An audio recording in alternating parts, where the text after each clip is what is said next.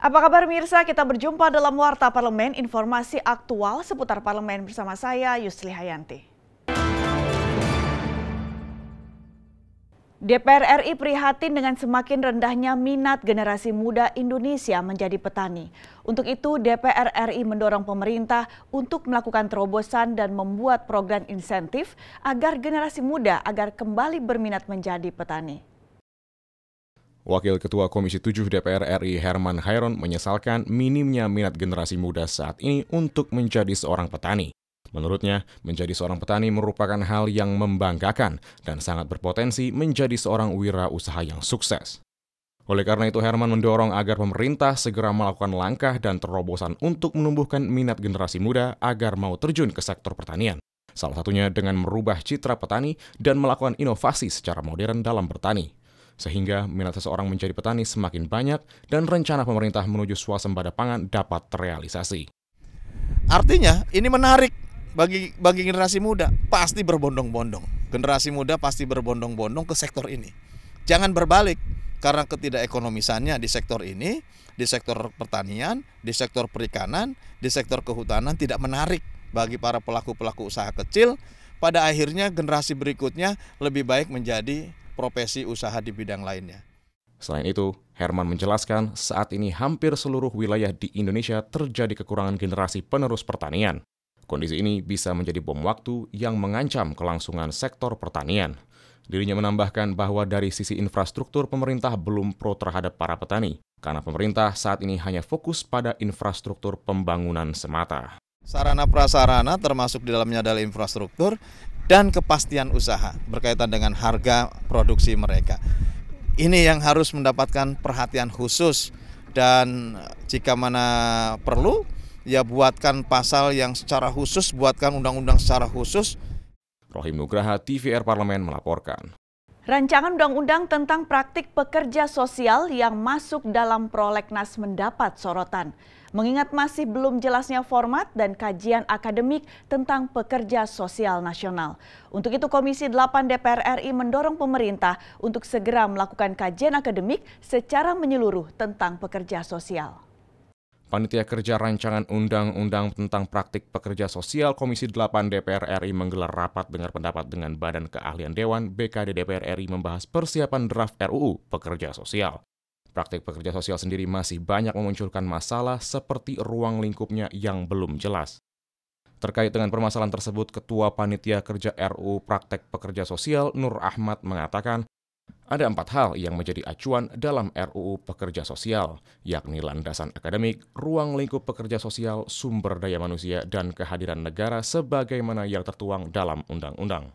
Persoalan tersebut, karena meskipun nanti kita matangkan ruang lingkupnya, kita matangkan SDM-nya, kita matangkan organisasinya, tapi kalau kehadiran negara nanti juga tidak kuat, maka ini pun tidak ada artinya apa-apa. Maka dari itu, 4 hal itu yang kita akan matangkan di masa-masa yang akan datang, karena ini Panja. Kebetulan saya sebagai Ketua Panja akan mencoba untuk mendapatkan informasi dan masukan yang lebih luas.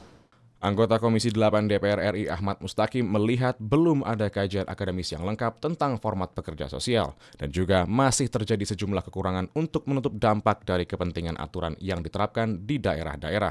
Dalam Undang-Undang Nomor 23 Tahun 2014 tentang pemerintahan daerah masih ada benturan antara program pemerintah daerah dengan kepentingan politik.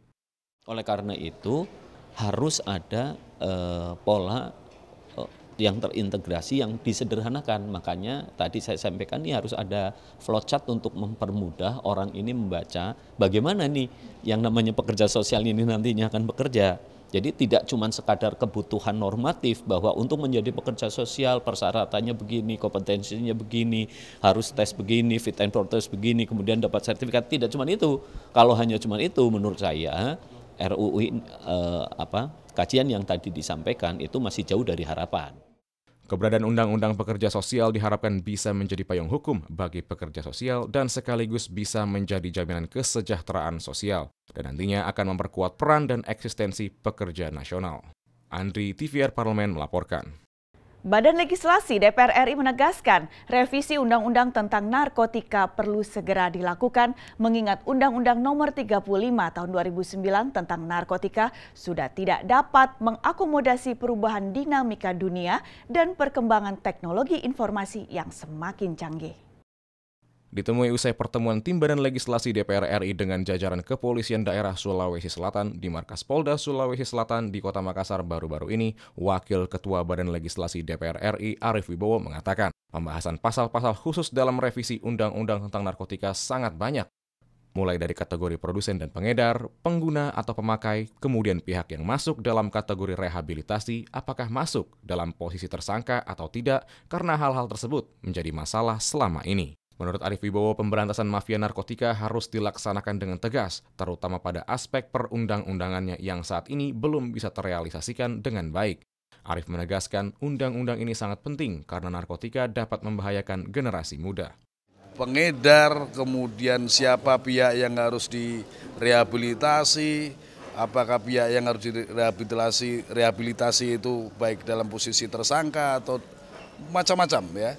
Sebab itulah yang sebenarnya dikeluhkan. Ini kan problem mafia sebenarnya. Saya kira kita tegas saja ya, dan karena itu membahayakan tetapi tidak pernah kita bisa selesaikan dengan baik. Salah satunya adalah kelemahan pada aspek. Hal senada disampaikan anggota Balik DPR RI Marlinda Irwanti. Menurutnya, peningkatan jumlah produsen dan peredaran narkotika menjadi perhatian anggota Dewan. Dalam Undang-Undang Nomor 35 Tahun 2009 sudah dinyatakan bahwa kita perang terhadap darurat narkoba. Meski peraturan presiden dan peraturan menteri sudah dibuat, namun perdagangan dan peredaran narkoba masih terjadi secara masif. Untuk itu, sudah sepantasnya revisi Undang-Undang Narkotika masuk dalam prolegnas prioritas tahun 2018. TOT gurunya yang nanti akan melakukan edukasi tentang narkoba di kurikuler, misalnya di ekstrakurikuler, kan perlu dana juga, buku-bukunya kan perlu dana juga. Jadi nanti kita sama-sama dari DPR pusat, itu kita lihat di mana yang bisa, deputi mana, bagian mana, dirjen mana yang bisa, kemudian pembentukan karakter itu di mana yang bisa kita masukkan nanti pembelajarannya tentang narkoba, supaya ada payung hukumnya untuk pendanaannya. Dari Makassar, Provinsi Sulawesi Selatan, Arif Naka, TVR Parlemen melaporkan. Demikianlah Warta Parlemen kali ini, sampai jumpa pada Warta Parlemen berikutnya. Terima kasih atas perhatian Anda, saya Yusli Hayanti, wassalam.